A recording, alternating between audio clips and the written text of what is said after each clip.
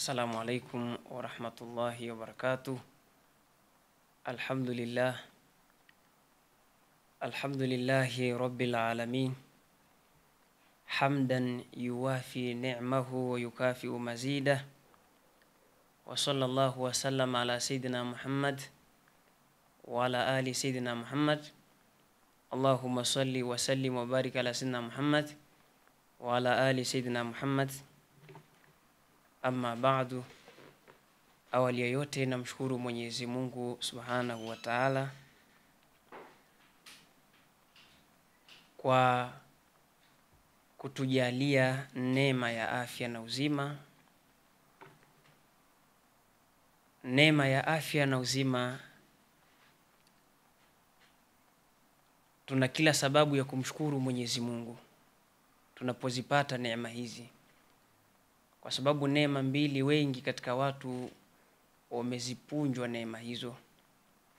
Miongoni mwazo ni hii afya, lakini pia na nafasi. Mtu unaweza ukaipata nafasi au unaweza ukapata afya na uzima, lakini ukashindwa kutumia uzima huo katika sehemu inayohitajika, katika mazingira yanayohitajika afya hiyo itumike, wewe ukaitumia vibaya. Unaweza ukapata pia vile vile nafasi, lakini ukashindwa kuifanyia kazi ama kufanyia kazi ile nafasi uliyoipata kwenye kuyafanya yale yanayotakiwa kwa mujibu wa sheria. Tumekutana hapa kwa ajili ya kuzungumza mambo mawili ambayo hayo ni an-nikah, lakini pia kule yani ndoa kiujumla. Jambo jingine ni kule kuruhusiwa wewe mwanamume kumtizama mwanamke, unaruhusiwaje? Je, ni muda gani unaruhusiwa na ni mwanamke gani? Yote hivi ndio tunataka kueleza kwa muda huu ambao tumekutana hapa. Moja kwa moja niingie katika kueleza an-nikah. Tumeanza mwanzo kabisa mwa kitabu ambao kinazungumzia mambo ya kuoa ima kuolewa. An-nikahu, kuoa au kuolewa, wajibun, ni wajibu. Na tunapozungumza wajibu, manake ni mayuthabu fa'iluhu, ni jambo ambalo huandikiwa thawabu mwenye kulifanya, lakini wayuaqabu tarikuhu, na huandikiwa dhambi mwenye kuliwacha. Kwa hivyo tunapozungumza wajibu, tukiwa na maana kwamba ni jambo ambalo ukiliacha unapata dhambi, lakini halikadhalika ukilifanya unapata thawabu, ukiliacha unapata dhambi. Kwa hiyo an-nikahu, kuoa au kuolewa, wajibun, ni wajibu. Liman, kwa yule ambaye kwamba lam ya'manil wuqu'a fi muharrami, kwa yule ambaye kwamba hasalimiki kuingia katika haramu. Yule ambaye kwamba hasalimiki yeye kuingia katika haramu, manake anaingia katika haramu, huyu mtu kuoa ni lazima, na anapoacha kuoa anapata madhambi. Lakini wa sunnatun, inakuwa sunna kuoa au kuolewa, liman, kwa yule ambaye kwamba ya'munul wuqu'a, anayesalimika kuingia fi muharramin, katika haramu. Yeye akiishi bila ya ndoa, yani akiishi bila kuoa au kuolewa, hakutompelekea kuingia kwenye haramu ya kuzini. Maana haramu tunaizungumza hapa ni haramu ya kwenda kufanya zina. Sasa mtu akiishi kwenye mazingira ya hana mke au hana mume, lakini mazingira hayo yakamfanya hawezi pia kufanya jambo la haramu, manake hawezi kwenda kuzini, kufanya zina, basi mtu huyu kuoa ni sunna. Manake akawa kwenye mazingira ambapo kwamba mwili wake unahitaji mwanamke au mwili wake unahitaji mwanamume, lakini akikosa hiyo hali pia hawezi hii hali haiwezi kumpelekea kwenda kwenye haramu. Kuoa kwa huyu ni lazima, ni sunna. Lakini yule ambaye kwamba akitolewa, yani kama hana mke au hana mume, hali hiyo hana uvumilivu nayo, hawezi kujizuia, ni mpaka tena aende kazini, huyu kuoa ni lazima. Na anapoacha kuoa anapata madhambi. Lakini pia si hilo tu, wakana qadiran ala al-mahari, na akawa anao uwezo wa mahari. Jambo jingine pia, akawa anao uwezo wa mahari. Kuoa kunazo taratibu, sio kawa unaokota tu binti wa watu huko unaenda kukaa naye.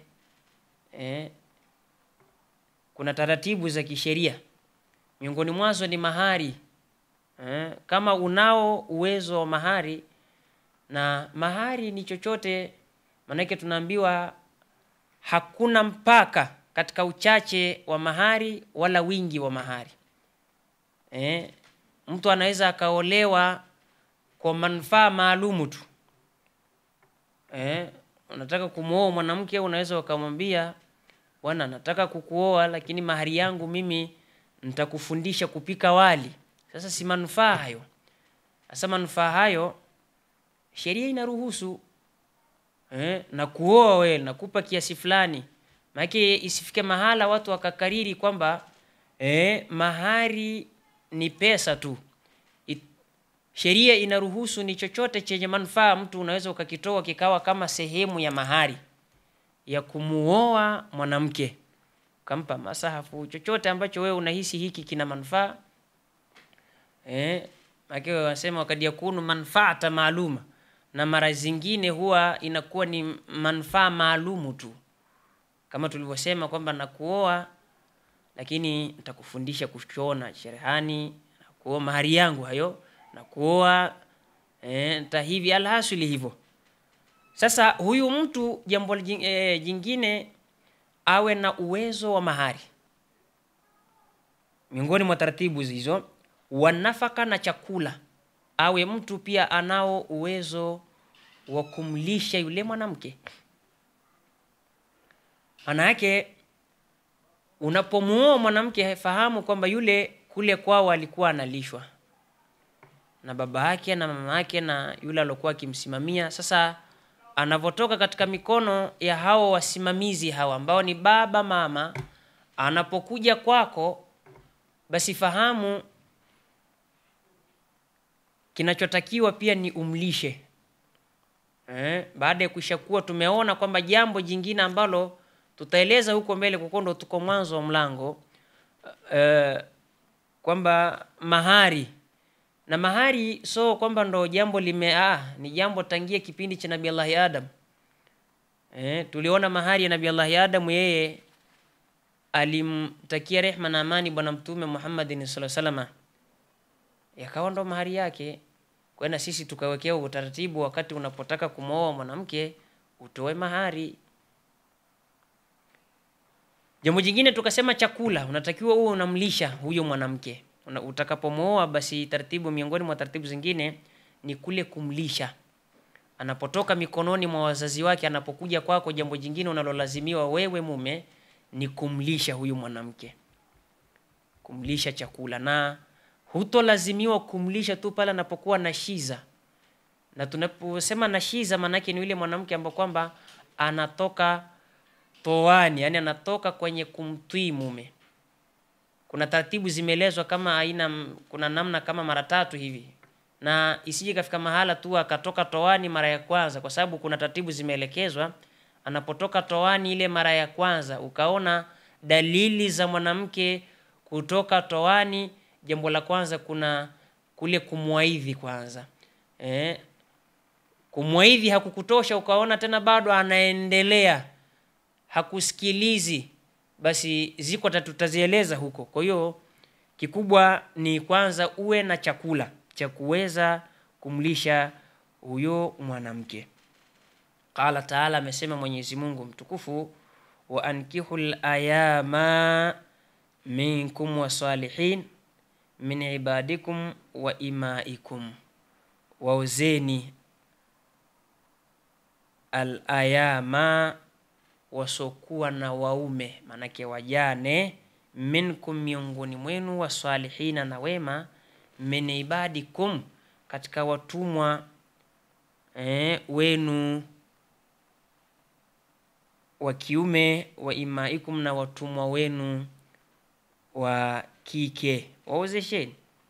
Wakala sallallahu alaihi wasallam, pia Mtume Muhammadin sallallahu alaihi wasallam amesema, man istata'a minkum alba'ata, yeyote atakayeweza miongoni mwenu. Alba'ata, alba'ata ina tafsiri nyingi. Alba'ata ina maana ya kwamba ni mahari, lakini pia ina maana ya nguvu za makao makuu. Ukiwa una uwezo wa mahari au unaweza ukawa una uwezo wa mahari lakini huna uwezo wa makao makuu. Tunapozungumza makao makuu tunaelewana vizuri. Sasa huna uwezo wa hivyo, sasa umuoe huyu mwana, kwa sababu miongoni mwa taratibu tutakazoziona mbeleni ambazo zinamfanya mwanamke amwache mume wake, miongoni mwazo ni mtu kuwa hana uwezo wa makao makuu. Sasa kama hana uwezo, manake mke anaruhusiwa kisheria kumwacha. Kwa hivyo albata, yeyote miongoni mwenu atakayekuwa na uwezo wa mahari au uwezo wa tulivyoeleza, faliyatazawaji. Mtume Muhammadin sallallahu alaihi wasallam anasema faliyatazawaja, ni aoe. Fa inahu, hakika huko kuoa, aghadhu lilbasari, ndio tulizo mno la jicho. Yani kuoa isifike mahala mtu ujanja ana uwezo, anakula na ana afya mzuri, alafu ifike mahala anao ujanja tu kwamba haoi, alafu akasema mimi sina shida, mimi bwana Mtume sallallahu alaihi wasallam anasema ndo aghadhu lilbasari, ndo kitu cha kutuliza mno jicho. Yani ukitaka kitu ambacho kikutulize wewe jicho mno, acha vingine, mno ni kuoa. Lakini wa ahsanu lilfarji, na ndo kinga mno ya tupu. Yani ukitaka kuzuia tupu yako, basi kinga mno wewe oa tu. Nataka kuepukana na haramu ya hivyo, wewe oa tu, usijifanye mjanja.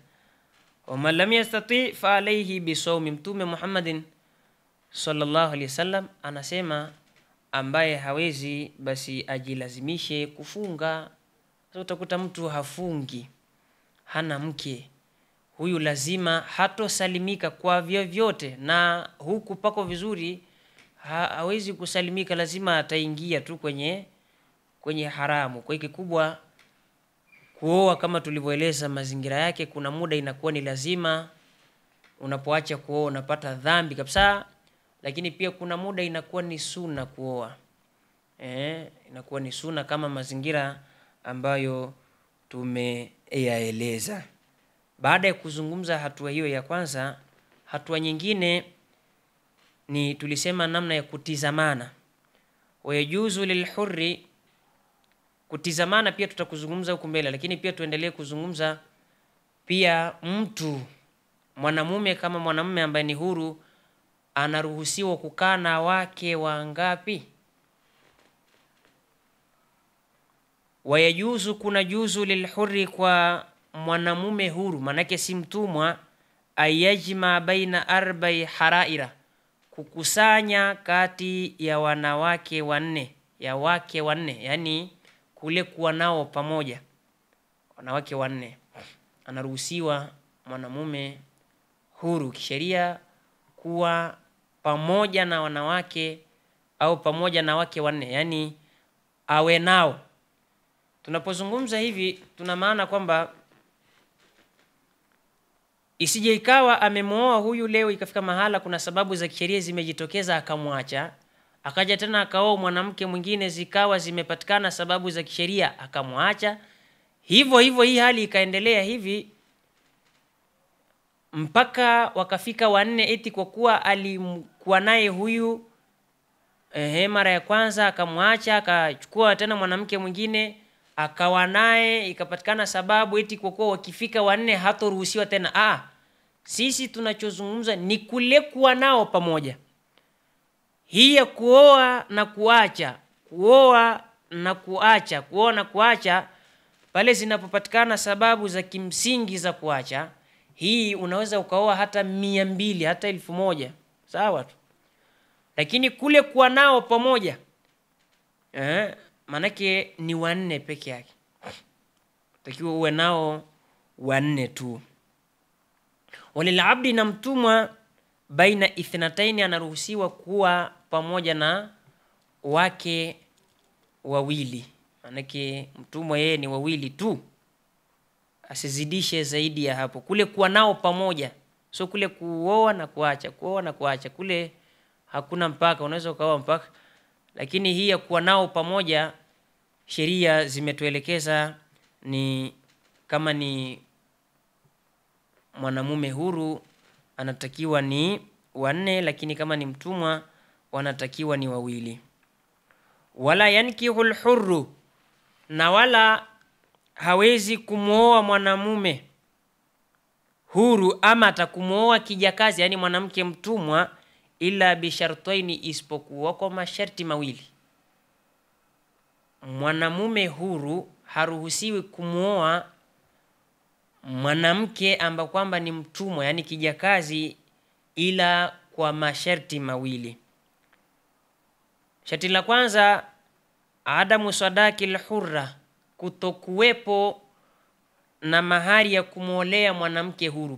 Pengine eneo alipo mahari ya mtumwa, ya mwanamke mtumwa, yani kijakazi, na mahari ya mwanamke huru ni tofauti. Pengine ya mwanamke huru yakawa yako juu zaidi, alafu ya mwanamke mtumwa yakawa yako chini. Sasa labda kama kutakuwa kuna mazingira haya na yeye hana mahari haya ya kumolea mwana mke huru, basi ndo ataruhusiwa. Kwa hiyo jambo la kwanza, sharti la kwanza, ili aruhusiwe kumuoa mwanamke mtumwa, japo sasa hivi watumwa hawapo, lakini ndo kwa kuwa tumeandikwa lazima tusome. Kwa hiyo jambo la kwanza ambalo litapelekea ni adamu sadaki al-hurra, ni kutokuwa huyo mwanamume na mahari al-hurrati ya kumuolea mwanamke huru. Jambo jingine, wa khaufu la'anati, akaogopa kuzini. Sawa? Jambo jingine akaogopea kuzini. Ukiogopa kuzini, basi unaruhusiwa kumuoa huyo mtumwa. Baada ya kueleza hatua hii, sasa tunaingia namna ya kutizamana, kuwatizama wanawake. Kuna namna zilivyoelekezwa, kuna namna kuna ruhusiwa, kuna namna kumekatazwa, inshallah. Wanadhuru rajuli ila mraati, na kumtizama mwanamume, ila mraati, kumtizama mwanamke, ala sab'atin, kuko katika aina 7. Ala sab'ati adhrubi, kuko katika aina 7. Ahaduha, aina ya kwanza katika hizo aina 7, nadhuruhu, ni kumtizama kwake mwanamume, ila ajnabiyatin, kumtizama mwanamke kando, li ghairi haja, pasina ya haja yoyote, fa ghairu jaizi, haifai. Mwanamume kumtizama mwanamke kando, yani tunaposema mwanamke kando, manake si maharumu yake, hawana umaharumia ule, manake hata wakitaka kuoana hakuna uharamu wa kuoana. Lakini kama tukikuta wakitaka kuoana huyu mwanamume na huyu mwanamke, kuna kizuizi kinachozuia hawa wasioane, kwa sababu yani kuna uharamu unaoingia katikati, ambao pengine ni nasabu, tutaeleza huko mbele. Maki hapa tunachotaka kukizungumza ni ule uharamu, kwamba huyu mwanamke kando vipi. Manake kwanza fahamu kwa hatua ya kwanza kwamba ni tu lau mkitaka kuoana hamruhusiwi kuoana kisheria. Kuna uharamu nyinyi wawili kuoana. Sawa? Kwa hiyo huyo ndo anaitwa mwanamke kando. Sasa kumtizama mwanamke huyo vyovyote itakavyokuwa bila ya haja yoyote, fa ghairu jaizi, haifai. Unamtizama wa nini? Haifai. Wathani, aina ya pili, nadhuruhu, ni kumtizama kwake mwanamume ila zaujatihi, kumtizama mke wake, au amatihi, au kijakazi wake, yani mwanamke wake mtumwa. Fayajuzu, kuna juzu, ayandhura ila ma, kutizama mpaka katika sehemu ambapo kwamba, yani sehemu zote, ada alfarji minhuma, tofauti na tupu kwa wawili hao. Ni mkewe ndiyo, lakini kumtizama tupu sehemu zingine wanasema ni makruhu, hapa wanasema haifai. Kwa hiyo kivyovyote haifai. Lakini kama wewe labda kama kutakuwa na dharura ya kwamba jimai ili ipatikane, labda paka uangalie, hapo yatakuwa masala mengine.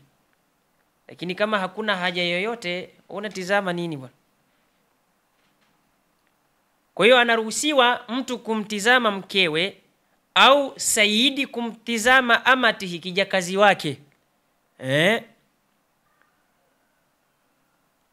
ila ma, kumtizama sehemu zote, ada alfarji minhuma, tofauti na tupu kwa wawili hao. Wa thalithuna, aina ya tatu, nadhuruhu, ni kumtizama kwake mwanamume ila dhawati maharimi, kuwatizama wale maharumu zake wale, au amatihi, au kijakazi wake, almuzawaja, aloolewa. Maana sinaruhusiwa kisheria, labda mimi hapa nikamnunua mtumwa wa kike, maana naruhusiwa kumuingilia. Sasa ikafika yule mtumwa wangu sasa kwa kuwa ule muda naye hajaolewa, kwa sababu tumeona huko nyuma kwamba inaruhusiwa pia kuolewa mtumwa. Sasa ule muda naye mimi hajaolewa, ndo ule muda tumesema wewe mwanamume maana si unaruhusiwa kumuingilia. Sasa unaruhusiwa kumtizama huyo kijakazi wake sehemu zote, ila tu usitizame tupu yake. Lakini pale anapokuwa ameolewa na mtu mwingine, maana sio kwamba ndo ametoka kwenye kuwa ni mtumwa wako. Kuna taratibu za kumuoa kijakazi. Yeyote atakayeoa kijakazi, na ndo maana mara nyingi inakuwa sio vizuri sana kumuoa kijakazi. Maana unapomuoa kijakazi, maana mwanamke mtumwa, muda wa mchana anakuwa kwa saidi wake, alafu muda wa usiku anakuwa kwa mume wake, alafu watoto watakaopatikana wanakuwa sio kwako wewe mume, wanakuwa ni wa huyu saidi wake. Sasa kama unamaliza unafanya kazi bure tu. Sasa mtu kumtizama kijakazi wake aliyeolewa, au mtu kumtizama maharumu yake, fayajuzu, kuna juzu, fi ma, kutizama sehemu zote, ada ma, tofauti na sehemu ambazo baina surati wa rukba, zilizoko kati ya kitovu na magoti. Sehemu iliyoko kati ya kitovu na magoti hapa haruhusiwi, lakini kwingine kote anaruhusiwa. Lakini sasa hivi imekuwa makusil kausi. Sasa hivi imekuwa makusil kausi. Mtu kumtizama dada yake anaruhusiwa kumtizama kuanzia sehemu iliyoko kati ya kitovu kupanda juu, na sehemu iliyoko kwenye magoti kuteremka chini. Lakini leo hii mtu akimwona ni kaka yake huyu, ndo kwanza anajifunika. Yaani anaona kama kumbe ilikuwa kae tu, hii sehemu yote aiache wazi tu, haina shida. Sheria inaruhusu huyu kaka yake amtizame. Lakini leo hii mtu akionekana kaka yake huyu anakuja, ndo kwanza anafika mahali anaanza kujifunika funika. Kumbe sheria inamruhusu kabisa kumtizama. Lakini huyu mwingine akija, ndo marhaba, birahaba wa saa, Sasa inakuwa ni mtihani. Dini tumeigeuza vibaya.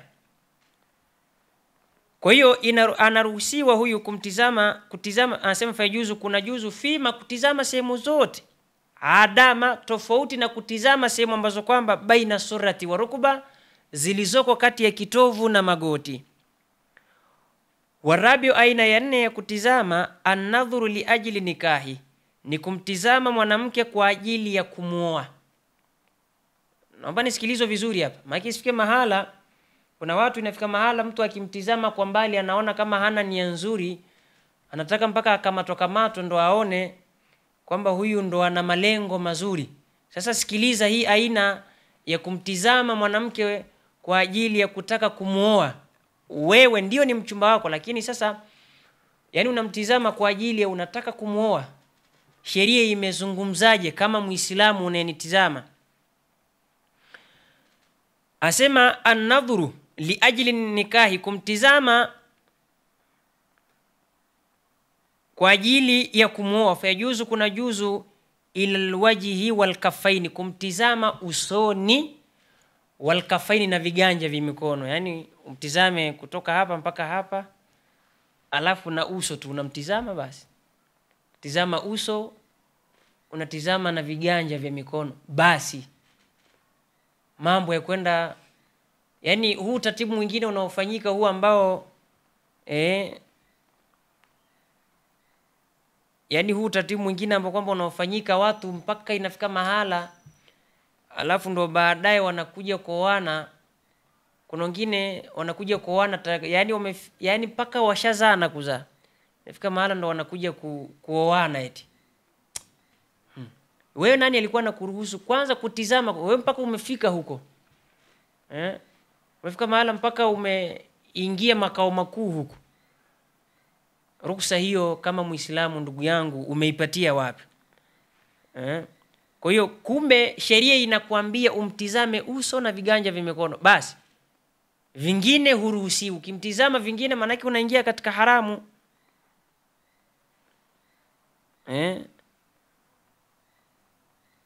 Wal khamis, aina ya 5, an-nadhuru, ni mwanamume kumtizama mwanamke lilimudawa, kwa ajili ya kumtibu. Kwa ajili ya kumtibu. Fayajuzu, kuna juzu ila almawadhi allati, kumtizama mpaka katika sehemu ambazo ya hataju ilaiha, anazihitajia kuzitibu. Unaruhusiwa na sheria kumwangalia huyu mwanamke mpaka ile sehemu unayotaka kuitibu, yani ile sehemu unayotaka kuitibu ile basi. Tofauti na hapo huruhusiwi kumwangalia. Wasadisuna, aina ya 6, an-nadhuru, ni kumtizama mwanamume kumtizama mwanamke li shahadati, kwa ajili ya ushahidi, au lilmuamala, au kwa ajili ya miamala mbalimbali, mtakuuziana na mengine. Fajuzu, kuna juzu an-nadhuru, kumtizama ila alwajhi khassa, kumtizama usoni tu basi. Wasabiu, na aina ya 7, an-nadhuru, ni huyu mwanamke ni mwanamume kumtizama ila al-amati, kijakazi wake, inda ibtibaiha, wakati wa kutaka kumnunua. Fajuzu, kuna juzu kwa huyu sayyidi ila almawadhi allati, amwangalie mpaka katika sehemu ambazo yahitaji ila taklibiha, ambazo anahitajia taklibiha, kumbadilisha. Yani unaruhusiwa kisheria kumtizama mpaka katika sehemu ambazo unaruhusiwa kumbadilisha. Yani kuna sehemu unaweza kumwangalia hii inahitaji utaalamu.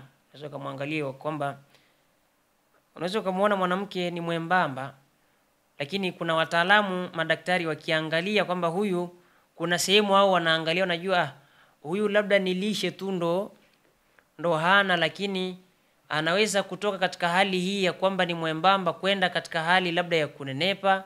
Yani alhasili zile sehemu ambazo anahitaji taklibiha, taklibiha, kumbadilisha, kumtoa katika labda hali hii, labda yani kuona kwamba huyu labda hajazeeka, labda nilishe tu ndo kakosa, labda ndo maana kawa kwenye mazingira haya, labda hali yoyote ile. Basi vyovyote itakavyokuwa, wewe unaruhusiwa kuangalia zile sehemu ambazo madaktari watasema sasa labda utizame sehemu hii hapa, wao hivyo watakavyokuambia. Kwa hiyo hizo ndio aina za kumtizama ambazo zimeruhusiwa kisheria kumtizama mwanamke. Lakini pia nanyi wanawake pia fika mahala nanyi mjistiri. Sasa mwanamke unapita nguo fupi namna hii, haya ndo unapita mbele ya wanaume. Sawa, mwanamume kule kutizama mara ya kwanza sawa, lakini sasa kuna muda inafika mahala tena kurudia unaanza kumpatisha madhambi bwana. Inshallah Mwenyezi Mungu ajalie khairi. Mwenyezi Mungu atupe ukamilifu wa kumfuata bwana Mtume Muhammad sallallahu alaihi wasallam. Kwa hivyo leo tutaanzia hapa, alafu siku zinazofuatia, siku inayokuja kufuatia kama roho zitakuwa hai, tutakuja kueleza kwamba la yasihu aqdun nikahi illa biwalin wa shahidai adlin. Hakiswihi kifungu cha ndoa, hakiswihi kifungu cha ndoa isipokuwa kwa kuhudhuria wali wa ndoa. Tutamjua wali wa ndoa nani? Wa shahidai adlin, na mashahidi wawili ambao kwamba ni waadilifu. Sasa darasa inayofuata ndo tutakayoizungumza kwamba hakiswihi kifungu cha ndoa isipokuwa baada ya kuwepo wali wa ndoa katika eneo husika, lakini na mashahidi wawili adilin ambao kwamba ni waadilifu. Kwa siku hii ya leo tukomee hapa, tutakutana katika darasa zijazo. Wal afwa minkum.